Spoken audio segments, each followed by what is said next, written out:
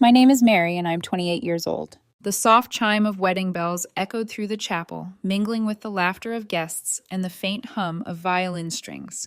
Everything was perfect, the sunlight slipping through the stained glass, the scent of roses floating in the air, the feeling that my entire world had finally fallen into place. But beneath the glow of that moment, a quiet unease twisted in my chest. Because I knew who was waiting outside the dressing room door, and she never came without a reason. If someone had told me years ago that my own stepmother would one day try to ruin my wedding, I would have laughed. But now, standing in that white dress, my reflection trembling in the mirror, I wasn't laughing. I was remembering. When I was 9, my parents divorced quietly, without war, without hate. They said they still loved me, just not each other, and somehow they meant it. My mom found a calm rhythm in her life again, eventually dating a gentle man named Hall. My dad, on the other hand, remarried a woman named Gigi, the kind of woman who smiled too perfectly for cameras and made every room feel a little colder after she left. At first, I tried to like her. She seemed elegant, patient, kind. I thought she'd make my dad happy. She also had a daughter, Naomi, a year older than me, a thin, sharp-eyed girl who wore pink lip gloss even in middle school and had the kind of confidence that turned heads. When we met, she hugged me so tightly it almost felt real. But behind my dad's back, her tone changed. Cute shirt, she'd say with that sugary voice. My grandma has one just like it. When I ignored her, she'd push harder, whispering things she knew would hurt about my hair, my clothes, even my laugh. I was quiet, but I wasn't weak. I gave it back to her word for word. One afternoon when we were 12, she shoved me on the stairs after I beat her in a card game. I fell, scraped my elbow, and screamed in pain. Gigi came running in, and before I could speak, Naomi threw herself on the floor crying, clutching her cheek as if I'd hit her. "She slapped me, Mom," she sobbed. Gigi didn't ask questions. Her eyes burned into me like I was something rotten. No matter how I tried to explain, she never believed me. To her, Naomi was the delicate flower, and I was the thorn. Every time my dad came home, she'd greet him with her voice trembling. Mary pushed Naomi again today. He'd sigh, look disappointed, and tell us to just get along. He never took sides, but sometimes silence feels like betrayal too. Years passed, but the invisible line between us never disappeared. I tried to stay out of their way. My mom noticed how I grew quieter after every weekend at Dad's house, how I stopped wanting to visit. She once said, "Sweetheart, sometimes grown-ups pretend everything's fine because they're too scared to face what's not." When I turned 16, Dad started taking me out alone to cafes, bookstores, little weekend drives. It was his way of saying, "I see you," and I cherished it. But Gigi noticed too. She didn't like it. I overheard her once in the kitchen, her voice sharp as glass. "It's not fair that she gets you all to herself. Naomi should be included." Dad didn't reply right away. Then he said quietly, "Sometimes I just need to talk to my daughter." The silence that followed said everything. Naomi's resentment only grew after that. Every smile I shared with Dad became another crack in their perfect picture. Years later, when I introduced Kyle, my then boyfriend, to the family, I thought maybe things could finally change. I was wrong. The night she met him, Gigi looked him up and down, then smiled sweetly at me and said, "Well, you did well for yourself, Mary. He's much too handsome for you." The table went silent. My mom's fork froze midair. My father's jaw tightened. But before I could even react, Kyle laughed softly and took my hand. "I think I'm the lucky one here," he said, looking at me. I smiled, pretending I wasn't breaking inside. But that night, while lying awake, her words replayed over and over in my head. Maybe I wasn't pretty enough for someone like Kyle. Maybe she saw something I didn't. I hated that she could make me doubt myself with just one sentence. Naomi was worse. She'd lean too close to Kyle during dinners, touch his arm when she laughed. Act as if I wasn't even there. He'd pull away politely, and later he'd whisper, "Don't let her get to you, Mary. She wants a reaction." I believed him. Until that Thanksgiving night, when Naomi tried to sit on his lap during a truth or dare game in front of everyone. She did it with a giggle, like a joke, but her eyes dared him to refuse. Kyle stood instantly, his chair scraping the floor. The laughter died. The silence that followed was the kind that makes your heart pound in your throat. Naomi's cheeks turned crimson. I laughed not out of cruelty, but relief. For once she looked small. That night, as I watched the fire flicker and the snow fall outside, I caught Gigi watching me across the room. Her smile didn't reach her eyes, and I realized they weren't done. Now, years later, as I stood in my wedding dress, that same smile haunted me. I told myself, she can't ruin this day. But I was wrong, because when she knocked on my dressing room door that morning, she carried a secret that would make my entire world tremble. The day I met Kyle, I thought life was finally giving me something simple, something kind. He wasn't the type of man who filled rooms with noise. He filled them with calm. We met at a volunteer event for a children's literacy program of all places. He spilled coffee on my stack of donation forms, then spent 20 minutes apologizing while blotting them dry with napkins. That clumsy sincerity stayed with me. Over time, his quiet confidence became the rhythm of my days. He loved early mornings, black coffee, and taking photos of the sky. He'd look at me sometimes as if I were the sunrise itself, and for someone who'd spent her childhood being compared to everyone else, that kind of gaze felt like home. But not everyone saw it that way. The first dinner where Kyle met my family should have been a celebration. My mother was radiant, my father beamed, and even Naomi seemed unusually polite at first. She sat across from Kyle, twirling her hair and asking question after question where he worked, what gym he went to, what kind of girls he liked. I tried to brush it off until Gigi spoke. She set down her wine glass, tilted her head, and said almost wistfully, "Kyle, dear, you're far too handsome for our Mary. How did she manage to catch you?" The room froze. My mother's expression turned to stone. My father cleared his throat, a warning in his eyes. But Kyle didn't flinch. He smiled, not the polite kind, but the kind that carried conviction. "Actually, I'm the lucky one," he said. "She's stronger than anyone I know. You'd have to be to survive all this." The air shifted. Gigi laughed awkwardly, mumbling something about just teasing, but the damage was done. For the rest of dinner, I couldn't taste the food. My cheeks burned. Later that night, when we got home, Kyle wrapped his arms around me. "Don't let her words live rent-free in your head," he whispered. "People like her build walls out of envy." I wanted to believe him. But the truth was, Gigi knew exactly where to aim. After that night, the comments became a pattern. Little jabs masked as concern. "You look tired, dear. Are you sure that dress flatters your shape? Or maybe you should join Kyle at the gym. Couples who work out together stay together, you know." She always said it with that syrupy tone, smiling like she'd just complimented me. Naomi, on the other hand, didn't bother hiding her intentions. She started dropping by Dad's house whenever Kyle was around. She'd laugh too loudly at his jokes, touch his sleeve when she spoke, lean close enough for her perfume to linger. Kyle always pulled away politely, but she didn't care.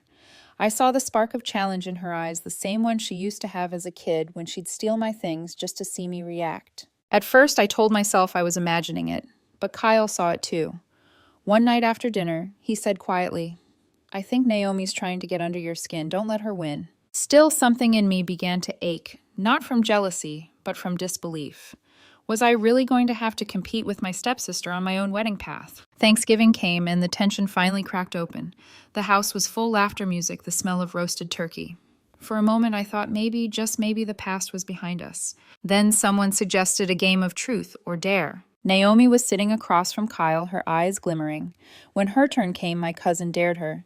"Sit on the lap of the person you like most here." Everyone laughed harmless fun, or so we thought. Naomi smiled, stood up, and walked around the table. For a second, I assumed she'd head toward her mother, but then she stopped right in front of Kyle. The laughter faded. My pulse hammered in my ears. Naomi twirled a strand of her hair and said sweetly, "Don't worry, Mary, it's just a game." But before she could move closer, Kyle stood up abruptly, his chair scraping the floor. "No," he said firmly. "That's not appropriate." The silence that followed was deafening. Naomi froze color flooding her cheeks. Everyone stared. I really tried not to smile. But the absurdity of it all hit me, and I couldn't stop a small laugh from escaping. That single laugh shattered Naomi's composure. She turned away, her jaw clenched tight. The rest of the evening went on in awkward fragments. Naomi barely spoke. Gigi's smile never returned. Later, as Kyla and I left, I caught Gigi's reflection in the window. She was watching us, eyes sharp, unreadable. Naomi sat beside her, her nails digging into her palms. I should have been happy that night. I should have brushed it off as childish jealousy. But something in Gigi's expression unsettled me. It wasn't anger, it was calculation. And for the first time, I realized they weren't done trying to hurt me.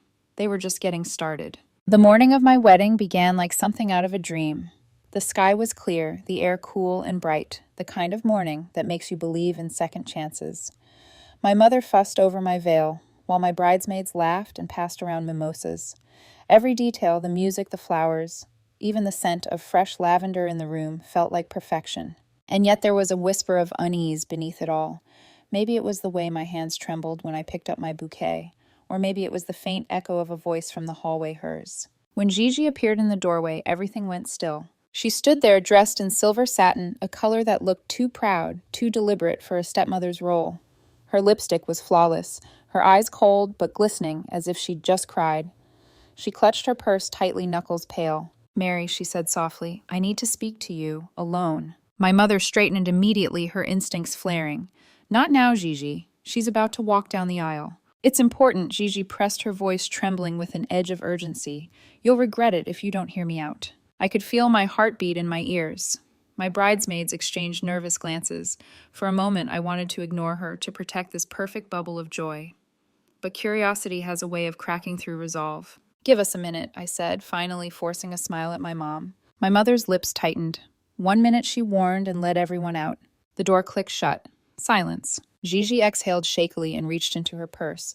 "I didn't want to do this," she began, her voice dripping with false regret. "But you deserve to know the truth before it's too late." She laid out a small stack of printed photos on the vanity table.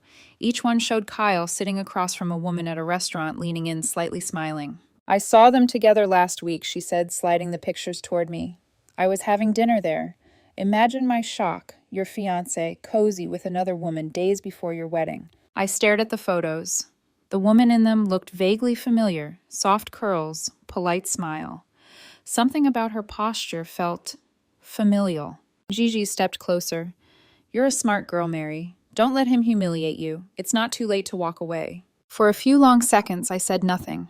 I just studied her face, the gleam in her eyes that didn't match the concern in her voice. And in that silence, I understood this wasn't about protecting me. This was about destroying me. I lifted my gaze slowly. "You're right," I said quietly. "It's not too late." Her expression flickered surprise, then satisfaction. "So you believe me?" I smiled thinly. "Oh, I believe you've been waiting for this moment for years." Before she could speak, I opened the door and called out, "Mom, Dad, Kyle. Can you come here for a second?" Gigi's face went pale. "Mary, maybe this isn't..." But it was too late. Kyle entered first, hesitant, shielding his eyes, as if the sight of my wedding dress might jinx us. "What's going on?" he asked, confused. My dad followed, brows knitted. "Everything okay, sweetheart?" I gestured toward the photos on the table. Apparently Gigi found these and thought I should see them before the ceremony. Kyle blinked, walked closer, and froze. "Wait, what?" "She said you were cheating," I said calmly. "That you were out with another woman." Gigi stepped forward defensively. I saw it with my own eyes. "You were with her at dinner," laughing. Kyle's confusion melted into disbelief. "That's my cousin Emily," he said flatly. "She was in town for 2 days. We met to plan a surprise for Mary, the honeymoon tickets. You can even call her." He pulled out his phone, scrolling through messages.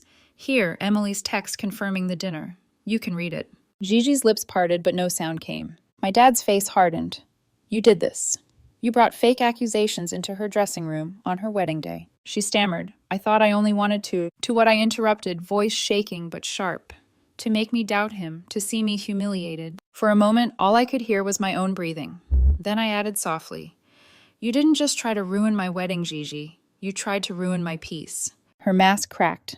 "You don't understand," she snapped suddenly, voice rising. "Naomi loves him. She's loved him for years. He should have been with her, not you." The words hit the air like thunder.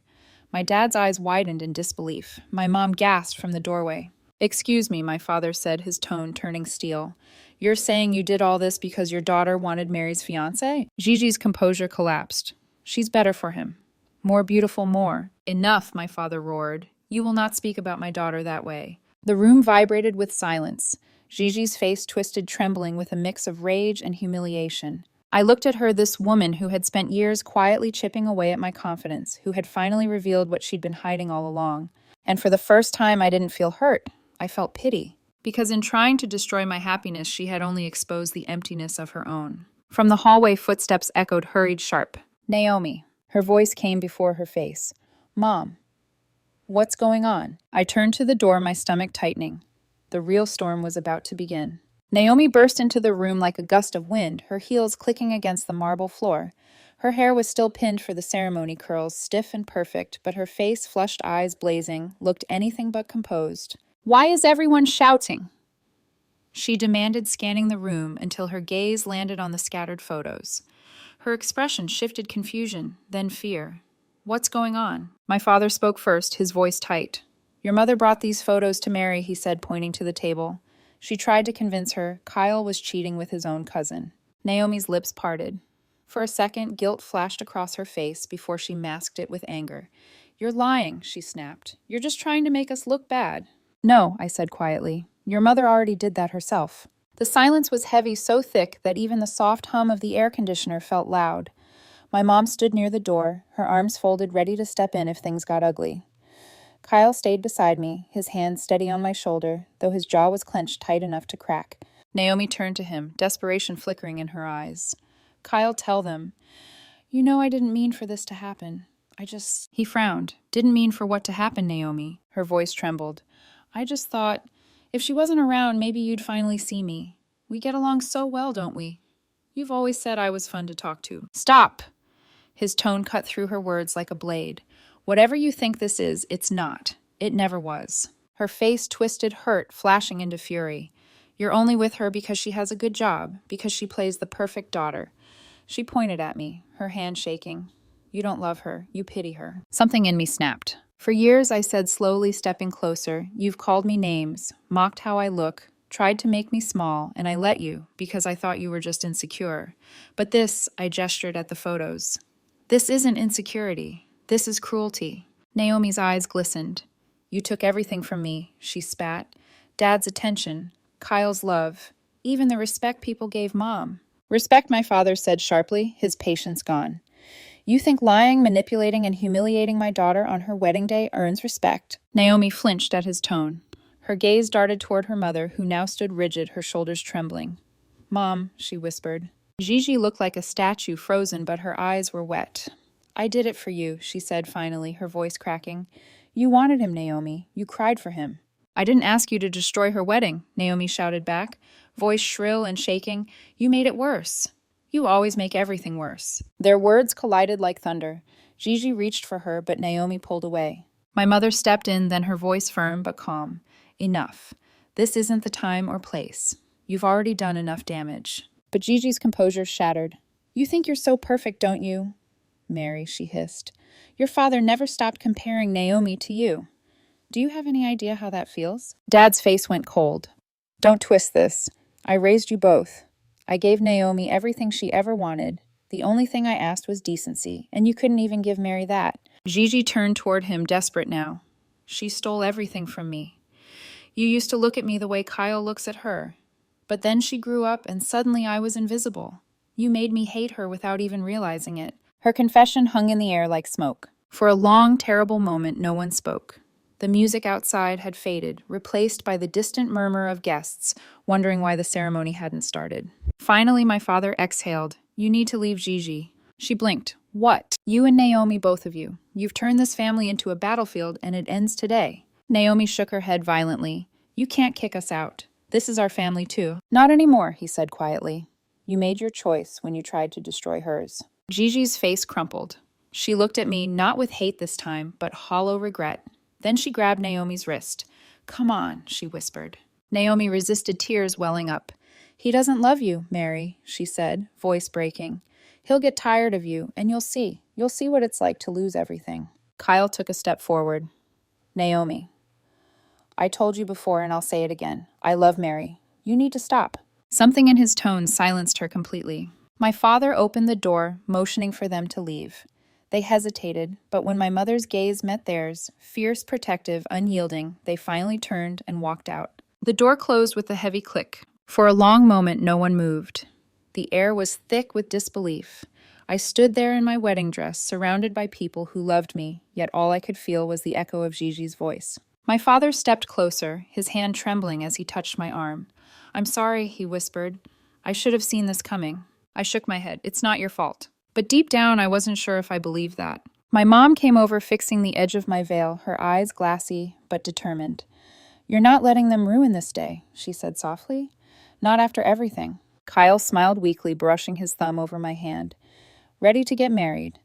Mrs. Almost Hart. Despite everything, or maybe because of it, I laughed. More than ever. And when we finally walked down that aisle, hand in hand, the sunlight pouring through the stained glass didn't just look beautiful, it felt like defiance. But as I looked over my shoulder, I saw through the chapel window Gigi standing outside, her face, hidden by dark sunglasses, watching us from afar. She wasn't gone, not yet. For a while after the wedding, I tried to pretend life had returned to normal. Kylo and I flew to Bali for our honeymoon days, filled with sea breeze laughter and sunsets that melted the horizon into gold. We left everything behind the whispers, the accusations, the chaos. For the first time in months, I could breathe. But peace doesn't last long when poison has already been poured into your family. 2 days after we returned home, I woke up to a string of messages. The first one was from my dad. Gigi's furious. She says you humiliated her in front of everyone. She wants an apology. The next few were from Naomi. You made Mom cry. You've destroyed our family. You think you won, but you'll regret this. Each message carried that same familiar tone, self-pity, coated in venom. I stared at the screen numb, while Kyle brewed coffee in the kitchen. He saw my face and instantly set the cup down. Is it them again? He asked quietly. I nodded. They're saying I owe them an apology. He laughed bitterly. For what? For not letting them destroy our wedding. I shrugged my throat tight. Gigi thinks I embarrassed her. Naomi says I ruined their lives. He walked over, took my phone, and placed it face down on the counter. Then let them talk to the walls. You don't owe them a damn thing. I wanted to agree, but a part of me still ached for my father. He was stuck in the middle of this wreckage, trying to hold together the pieces of two families that had already shattered. That night, he came over for dinner. The sight of him broke my heart. His shoulders looked heavier, his eyes tired. He smiled when he saw us, but it didn't reach his eyes. Gigi hasn't stopped talking about the wedding, he said after a long pause. She keeps insisting you set her up. I put my fork down slowly. Dad, you were there. You saw everything. I know, he sighed. But she's relentless. And Naomi's feeding her anger. They both think you turned me against them. Kyle leaned forward. She did that to herself. Dad rubbed his temples. I agree. But Mary, they're threatening to take legal action. Something about emotional distress. I almost laughed a sharp, humorless sound. They ruined my wedding, and now they want to sue me for emotional distress. He gave a small, helpless nod. I told them it was absurd. Still, I'm worried. They're not letting this go. The room went quiet. Outside, rain tapped against the window, soft but insistent. Finally, I said, maybe it's time I talk to them directly, face to face. Kyle frowned. Mary, no. That's exactly what they want, another scene. I don't want to fight, I said quietly. I just want closure. The next afternoon, I sent Gigi a text. Let's meet, just us. She replied within minutes. Fine, tomorrow, the cafe near the lake. I didn't tell Kyle I was going alone until the morning of. He tried to protest, but I promised to text him every few minutes. As I drove there, my hands gripped the steering wheel tightly, my heart thudding with equal parts anger and exhaustion. When I arrived, they were already there, both of them. Gigi in her usual pearls and composure, Naomi beside her arms crossed, and smirking like a cat that had already decided the outcome. The cafe was quiet sunlight, streaming through large windows, glinting off silver spoons and ceramic mugs. For a moment, none of us spoke. The air between us was thick with history. I didn't invite Naomi, I said finally. Gigi's voice was smooth. Where I go, my daughter goes. I nodded slowly, forcing calm. Fine. Then let's talk. Why are you still doing this? After everything that happened. Why not just let it go? Gigi leaned back, eyes cold. Because you humiliated me. You made your father hate me. I stared at her. You did that yourself. She laughed softly. You think you're so perfect, don't you, little Miss Untouchable? You've been manipulating everyone since you were a child. My jaw clenched. I protected myself. That's not manipulation, that's survival. Naomi slammed her hand on the table. Stop pretending to be a victim. You're jealous because I've always been the pretty one. Because men notice me first. I blinked at her, genuinely stunned. Naomi, I've never been jealous of you. You can have every man in the world if you want, except mine. Her face twisted. Kyle doesn't love you. He pities you. You're just a safe choice, boring, predictable. Something inside me hardened. I looked at her evenly. Then why did he turn you down over and over again? Her eyes filled with tears, and for a split second I almost felt sorry for her. Almost. Gigi reached for her hand, glaring at me. You have no compassion. I hope you're happy you've torn this family apart. That made me laugh, bitter, tired. You talk about family, but all you've done is poison it. You tried to ruin my wedding, and you still expect forgiveness." Gigi's lips tightened. Forgiveness. No. I expect acknowledgement. You made a fool of me. You made a fool of yourself, I said quietly. I just stopped pretending not to see it. For a moment, no one spoke. The sound of the espresso machine hissed in the background, filling the silence like static. Then Gigi stood, her voice trembling with barely contained rage. "I hope your marriage falls apart," she said. "And when it does, remember this, I warned you." Naomi followed, muttering something I couldn't catch. As they walked away, their reflections in the cafe window looked small. Two people so consumed by bitterness, they couldn't see the life passing them by. I sat there alone for a while, watching their silhouettes fade into the sunlight. My hands were still shaking, but my chest felt lighter, emptied out, almost peaceful. When I got home, Kyle was waiting by the door. He took one look at me and didn't ask what happened. He just pulled me into his arms and whispered, "You did the right thing." Maybe I did, but deep down I knew this wasn't the end. Because people like Gigi and Naomi don't walk away quietly. They wait and they rot, and they find new ways to make you bleed. And somewhere inside me, I could already feel the next storm gathering. 2 months later, the storm finally broke, but not in the way I expected. It started with a single message from my father. I moved out. I couldn't take it anymore. No explanation, no anger, just exhaustion. That evening, he came over carrying nothing but a duffel bag and a silence that weighed more than any words could. Kyle and I welcomed him in. He sat at our dining table staring at his coffee like it might give him answers. "She hasn't stopped," he said finally. "The accusations, the crying, the guilt trips. Every day, it's another story about how I abandoned her. Naomi blames me for everything. I can't breathe in that house anymore." I reached across the table and held his hand. His fingers trembled not from age, but from release. "You don't have to explain," I said softly. He looked up at me, then, eyes red, the lines on his face deeper than I remembered. "I kept thinking I could fix it, Mary. That if I just stayed calm long enough, they'd see reason. But some people don't want peace, they just want control." His voice cracked at the last word. Kyle placed a hand on his shoulder. "You made the right choice." For the first time in years, my father smiled, small, weary, but real. That night, after he left to stay with a friend, I sat on the balcony, wrapped in a blanket, staring out at the city lights. The air was cool, sharp with the scent of rain. Kyle joined me quietly, handing me a mug of tea. "She'll reach out again," he said. "You know that, right?" "I do." "And what will you do when she does?" I looked down at the mug, the steam rising between us. "Nothing. I'm done giving them pieces of me."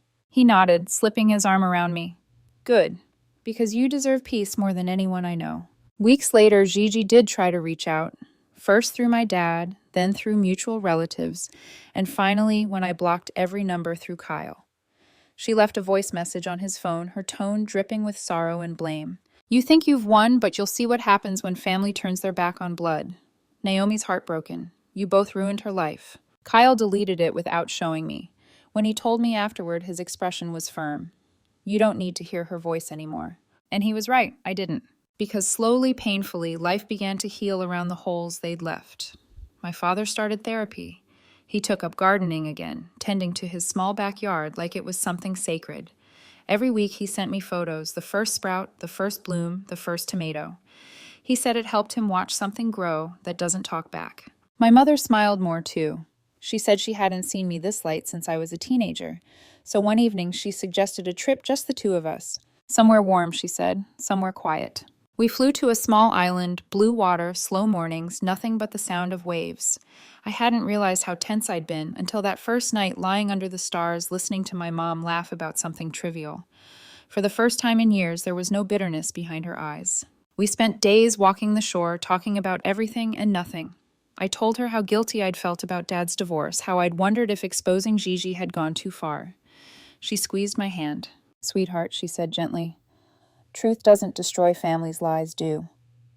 You just stopped protecting the wrong people." Her words sank deep like a wound closing. When I got home, my father came over for dinner again. He looked lighter. His face relaxed, his laugh easier. "Do you regret leaving her?" I asked him quietly. He thought for a moment. "I regret not doing it sooner." He smiled, then soft, but sure. "You know, I used to think love meant staying, no matter what. But now I think it means knowing when to walk away before you lose yourself." That night, after he left, Kyle and I sat together on the couch, scrolling through photos from the wedding, the ones we hadn't deleted. The one of us laughing mid-vow, the one of my mother wiping tears, the one where just beyond the frame Gigi must have been standing, plotting, watching, waiting. But now looking at them, I realized something profound. She hadn't ruined our day at all. She'd tried. Oh, she'd tried. But all she did was reveal who truly belonged in our story. Kyle turned to me, brushing my hair back. You know what I'm most grateful for? What? That you didn't let them make you bitter. I smiled faintly. Bitterness is what they feed on. I'm done feeding them. He kissed my forehead. Good. Then let's start building something better. And we did. We built mornings filled with laughter and quiet coffees, weekends spent helping my dad plant trees in his garden, evenings where my mother joined us for dinner, just to talk about books and movies instead of pain. Gigi and Naomi faded into the background whispers of a life that no longer belonged to us. Sometimes I still catch myself wondering if they ever think about what they lost the family, they could have had the peace they could have shared. But then I remind myself some people can't love without destroying what they touch. And for the first time, I no longer need to understand them. Because standing here now, surrounded by love, by calm, by everything they tried to take from me, I finally see the truth my father was too kind to say out loud. Sometimes to save your family, you have to let part of it fall apart.